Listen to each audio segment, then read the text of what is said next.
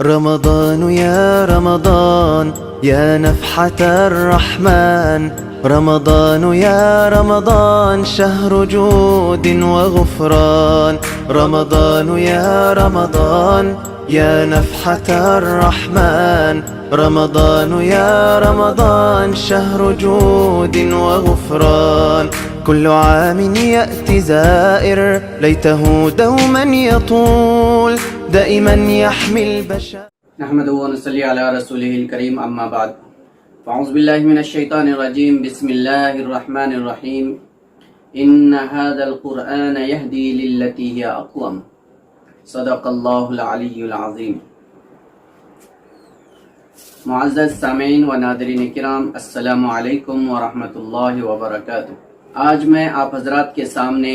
آج کا قرآن کے عنوان پر کچھ باتیں پیش کرنا چاہتا ہوں۔ اس وقت رمضان المبارک کا مہینہ چل رہا ہے اور تقریباً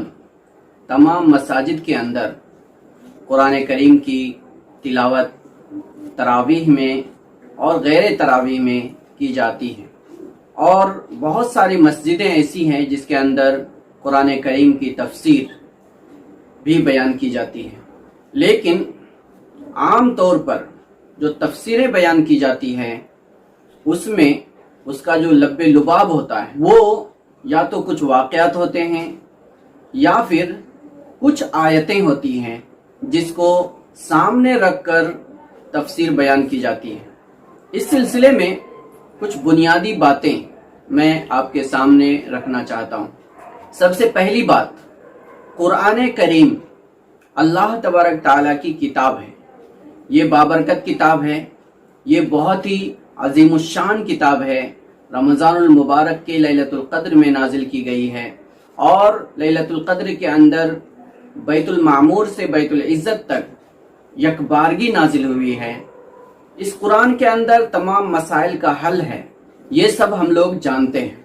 قرآن کریم اس وقت دنیا کی سب سے زیادہ معتبر کتاب، سب سے زیادہ پڑھی جانے والی کتاب، اور سب سے زیادہ لکھی جانے والی کتاب، سب سے زیادہ تفسیر اور ترجمہ کی جانے والی کتاب ہے۔ قرآن کریم دنیا کے اندر سب سے مقبول ترین کتاب ہے، دنیا کے اندر سب سے زیادہ یاد کی جانے والی کتاب ہے۔ قرآن کریم سے بڑھ کر کسی اور کتاب کو دنیا کے اندر نہ پڑھا جاتا ہے، نہ لکھا جاتا ہے، نہ یاد کیا جاتا ہے، نہ سمجھا جاتا ہے، اور نہ ہی اس کے اوپر عمل کیا جاتا ہے۔ لیکن قرآن کریم صرف تلاوت کے لیے نازل نہیں ہوا ہے، قرآن کریم صرف پڑھنے کے لیے اور یاد کرنے کے لیے نازل نہیں ہوا ہے، قرآن کریم اصل میں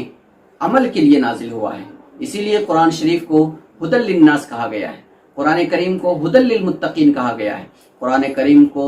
یہدی للتی ہی اقوم کہا گیا ہے۔ قرآن کریم سارے راستوں میں سے جو سب سے بہترین اور سب سے سیدھا راستہ ہے، وہ راستہ قرآن کریم بتاتا ہے۔ یہ ہدی للناس سارے انسانوں کے لیے ہدایت کے لیے نازل ہوئی ہے، یہ ہدی للمتقین بھی ہے، یعنی متقیوں کو بھی راستہ اسی قرآن کریم سے ملتا ہے۔ یہ رسول اللہ صلی اللہ علیہ وسلم پر 23 سال کی مدت میں مکمل ہوئی ہے۔ قرآن کریم کا موضوع انسان ہے۔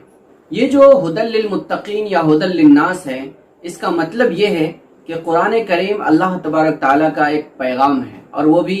آخری پیغام ہے۔ جس طریقے سے رسول اللہ صلی اللہ علیہ وسلم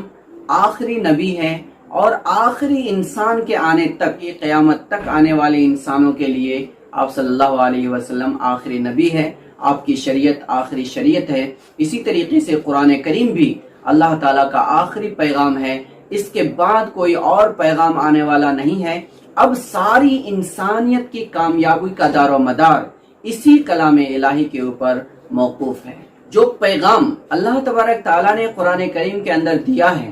ہماری ذمہ داری یہ ہے کہ اسی پیغام کو انسانوں تک منتقل کریں۔ قرآن کریم جب سے نازل ہوا ہے آج تک جو جس لائن کا آدمی ہوتا ہے اس مقصد کے لیے اس کو استعمال کرتا ہے۔ مثال کے طور پر ایک آدمی اگر عامل ہے تو وہ تعویذ گنڈوں کے لیے استعمال کرتا ہے، ایک آدمی قاری ہے وہ صرف تلاوت کے لیے استعمال کرتا ہے، اور جو تلاوت کے لیے استعمال کرتا ہے وہ اس کے الفاظ کے اوپر اجر و ثواب جو ہے اس کو بیان کرتا ہے۔ ہم کو اس سے انکار نہیں ہے کہ اللہ تبارک تعالیٰ نے ہر حرف پر 10 نیکیاں رکھی ہیں، لیکن وہ 10 نیکیاں کیوں رکھی ہے وہ سمجھنے کی ضرورت ہے۔ قرآن کریم کی تلاوت کے اوپر جو نیکیوں کا وعدہ کیا گیا ہے اس کا مقصد یہ ہے کہ انسان قرآن کریم کی تلاوت کرے، اور تلاوت کرے گا تو قرآن کریم میں اللہ تبارک تعالیٰ کیا فرما رہے ہیں وہ سمجھے گا، اور وہ سمجھنے کے بعد آج جب ہم پڑھ رہے ہیں تو ہمارے سامنے جو مسائل ہیں، جن حالات سے ہم دوچار ہیں، ان حالات کو قرآن کس طرح حل کرتا ہے وہ ہمیں سمجھ میں آئے گا۔ قرآن کریم میں بہت سارے مسائل ہیں اور ہر شعبے سے متعلق مسائل ہیں۔ قرآن کریم کے اندر وضو اور طہارت کے مسائل ہیں، قرآن کریم کے اندر پردے اور لباس کے مسائل ہیں، قرآن کریم کے اندر نماز اور زکوٰۃ کے مسائل ہیں، قرآن کریم کے اندر جنگ اور جدال کے مسائل ہیں، قرآن کریم کے اندر حج اور روزے کے مسائل ہیں، قرآن کریم کے اندر معاملات کے مسائل ہیں، خرید و فروخت کے مسائل ہیں، قرآن کریم کے اندر رہنے سہنے کے مسائل ہیں، قرآن کریم کے اندر وراثت ہبہ کے مسائل ہیں، قرآن کریم کے اندر معاملات کے لکھنے کے مسائل ہیں، قرآن کریم کے اندر قرض لینے اور دینے کے مسائل ہیں، قرآن کریم کے اندر رشتے اور نعتوں سے متعلق مسائل ہیں، قرآن کریم کے اندر عقائد اور نظریات سے متعلق مسائل ہیں، قرآن کریم کے اندر ہر انسان کے ہر شعبے میں اور ہر زمانے میں اور ہر فیلڈ میں پیش آنے والے حالات کے حل کے مسائل موجود ہیں۔ اس لیے قرآن کریم کو ہمارے مسائل کے حل کی کتاب سمجھ کر کے پڑھنا ضروری ہے، سمجھنا ضروری ہے۔ تو آج کا قرآن، اس کا مقصد یہ ہے کہ اس وقت جب ہم قرآن شریف پڑھتے ہیں، قرآن شریف کی ہم تفسیر کرتے ہیں یا قرآن شریف کا ہم مفہوم بیان کرتے ہیں، تو اس میں ہم کو آج کے زمانے میں، اس وقت موجودہ وقت میں قرآن کریم اگر نازل ہو رہا ہے تو، اگر نازل ہوتا تو قرآن شریف کس کو مخاطب کرتا تھا، اس کا خطاب کس سے ہوتا تھا؟ قرآن کریم کا مخاطب آج صحابہ اکرام نہیں ہے، آج قرآن کریم کا مخاطب وہ مسلمان ہے جو قرآن شریف پڑھ رہا ہے۔ وہ اگر مصر کا مسلمان ہے تو وہ وہاں کے حالات کے حساب سے مخاطب ہے، وہ عرب کا مسلمان ہے تو وہ وہاں کے حالات کے حساب سے مخاطب ہے، اور ہندوستان کا مسلمان پڑھ رہا ہے تو وہ ہندوستانی حالات کے حساب سے اس کا مخاطب ہے۔ قرآن کریم کا موضوع انسان ہے، انسان قرآن کریم کا موضوع ہے۔ اس کا مطلب یہ ہے کہ اللہ تبارک تعالیٰ نے قرآن کریم کے اندر انسانوں کے مسائل کو حل کیا ہے، یعنی یہ جو کائنات بنایا ہے، اس کائنات کے اندر جو سب سے بہترین مخلوق کو بسایا یعنی انسان کو، اس انسان کے کیا کیا مسائل ہو سکتے ہیں وہ سارے مسائل کو اللہ تبارک تعالیٰ نے حل کیا ہے، اور وہ سارے مسائل خواہ تعلیمی لائن سے ہو یا مذہبی لائن سے ہو، ذہنی لائن سے ہو یا سماجی لائن سے ہو، وہ سیاسی لائن سے ہو یا معاشرتی لائن سے ہو یا معاملتی لائن سے ہو یا پھر اقتصادی لائن سے ہو یا پھر سائنسی لائن سے ہو، کسی بھی لائن سے ہو، تمام لائن سے، تمام شعبہ جات کے سارے مسائل کا حل اللہ تبارک تعالیٰ نے قرآن کریم کے اندر رکھا ہے۔ قرآن کریم کے نزول کا مقصد دنیا اور آخرت دونوں جہاں کی کامیابی ہے۔ اب ہمیں قرآن کریم جب ہم پڑھتے ہیں تو ہماری ذمہ داری یہ ہے کہ ہم یہ سمجھیں اور سمجھانے کی کوشش کریں کہ کس طریقے سے ہم قرآن کریم پر عمل کریں گے تو ہم دنیا اور آخرت میں کامیاب ہو سکتے ہیں۔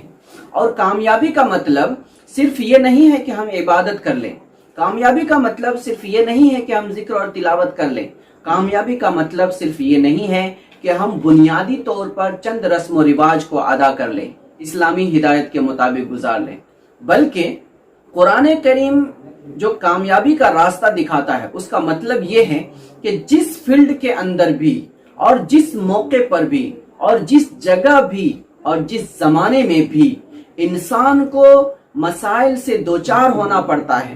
انسان کو جن مسائل سے دوچار ہونا پڑتا ہے ان مسائل کا حل اللہ تعالیٰ نے قرآن کریم کے اندر رکھا ہے۔ اس لیے قرآن کریم کو پڑھنے کے وقت، قرآن کریم کی تفسیر کے وقت ہم کو یہ سمجھنا ہے کہ یہ قرآن آج کے حالات کے لیے نازل ہوا ہے، آج کے مسائل کو حل کرنے کے لیے نازل ہوا ہے، آج کے انسانوں کی ضرورتوں کی تکمیل کے لیے اترا ہے۔ اگر ہم یہ سمجھ کر پڑھتے ہیں کہ یہ قرآن 1400 سال پہلے نازل ہوا تھا، اس میں کوئی شک نہیں ہے، لیکن 1400 سال پہلے کے مسائل کو حل کرنے کے لیے نازل ہوا تھا۔ 1400 سال پہلے کے جو حالات تھے وہ حالات میں یہ قرآن اپنا مسائل کو حل کرنے کے لیے نازل ہوا تھا۔ آج کے مسائل کو یہ قرآن حل نہیں کرتا ہے تو اس کا مطلب ہمارا ایمان صحیح نہیں ہے، اس کا مطلب قرآن کریم کے نزول کا جو مقصد ہے وہ ہم نے نہیں سمجھا ہے۔ قرآن کریم ہر زمانے میں ہر طرح کے مسائل کو ہر وقت حل کرنے پر اسی طریقے سے قادر ہے جس طریقے سے 1400 سال پہلے رسول اللہ صلی اللہ علیہ وسلم پر جس وقت قرآن نازل ہو رہا تھا اور اس وقت یہ قرآن انسانوں کے مسائل کو حل کر رہا تھا۔ آج جب ہم قرآن کریم کی طرف دیکھتے ہیں تو ہم لوگ عام طور پر سرسری طور سے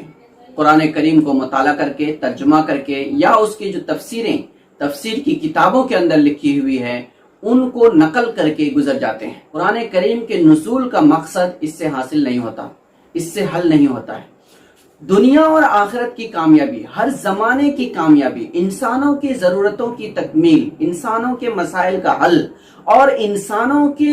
متعلق جو اللہ تبارک تعالیٰ چاہ رہا ہے، اللہ تعالیٰ کی جانب سے قرآن کریم کے نزول کا جو مقصد ہے وہ مقصد اس سے حاصل نہیں ہوگا۔ مثال کے طور پر جس وقت رسول اللہ صلی اللہ علیہ وسلم کا انتقال ہوا اس وقت کا ماحول بہت ہی زیادہ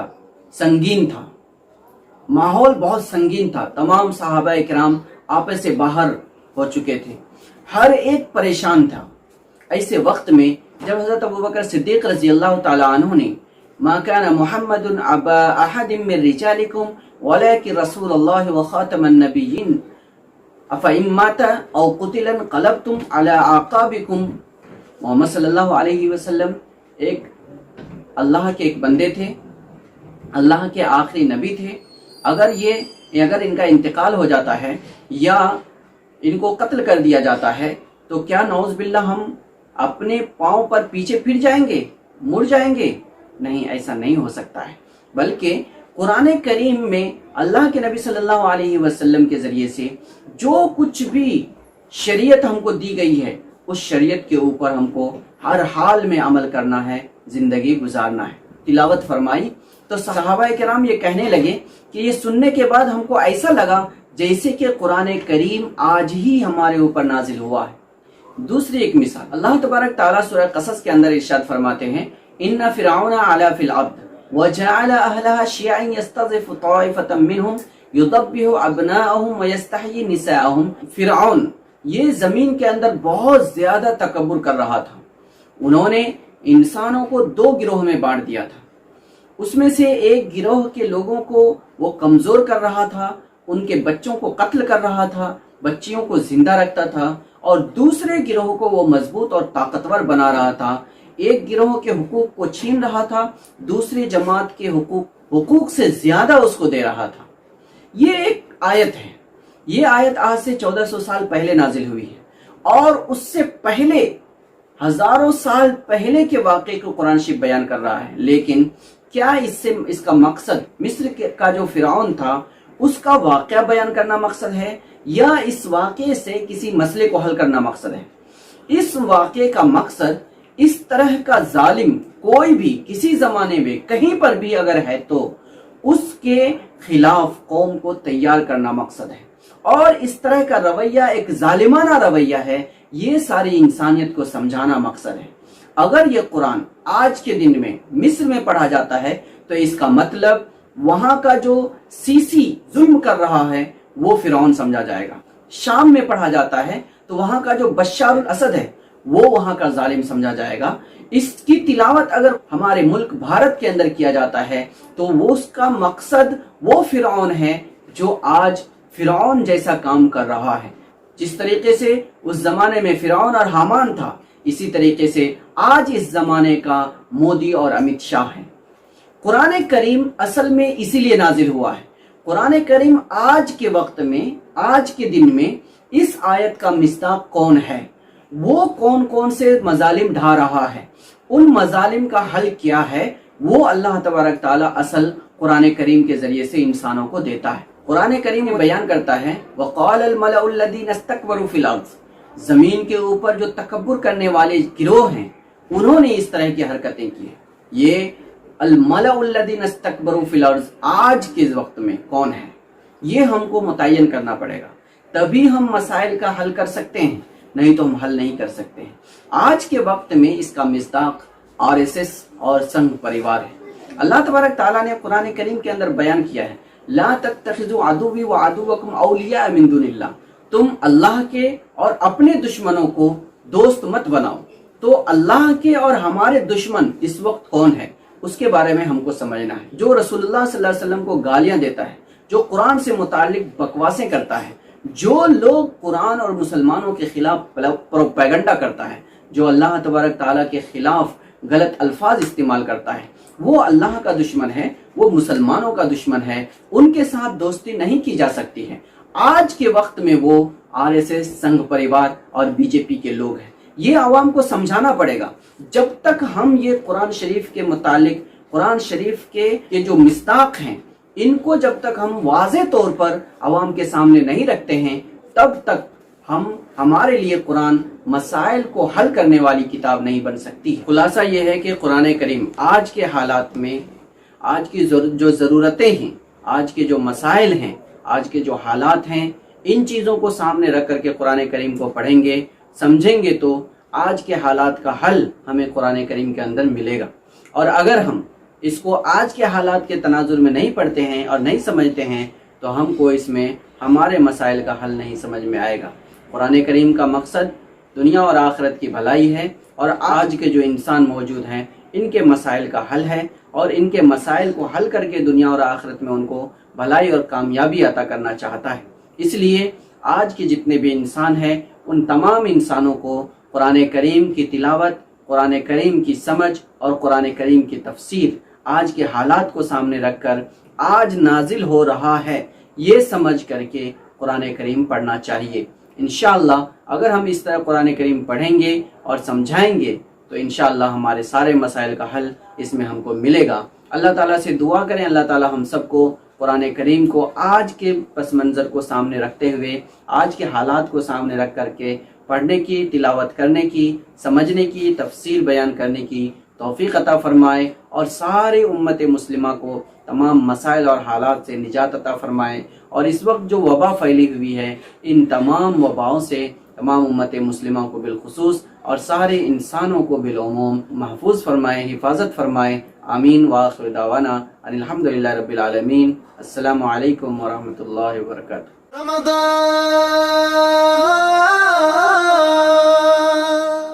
رمضان يا رمضان يا نفحة الرحمن، رمضان يا رمضان شهر جود وغفران، رمضان يا رمضان يا نفحة الرحمن، رمضان يا رمضان شهر جود